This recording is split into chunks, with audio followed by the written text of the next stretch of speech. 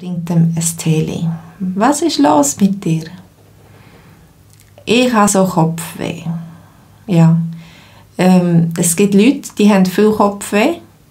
Meine Tochter hat zum Beispiel viel mehr Kopfweh als ich. Ich weiss nicht wieso. Habt ihr viel Kopfweh? Und was macht ihr gegen das Kopfweh? Ja? Gegen das Kopfweh gibt es vielleicht verschiedene Sachen. Jedem hilft etwas anderes. Ich habe so Kopfweh. Du hast ja auch Fieber. Kopfweh und Fieber. Und vielleicht Gliederschmerzen, dass die Arme und Beine und Knochen alle wehtun. Was kann das sein? Hallo Patti. Kaffee trinken, Stefan, und du tust Kaffee trinken, wenn du Kopfweh hast.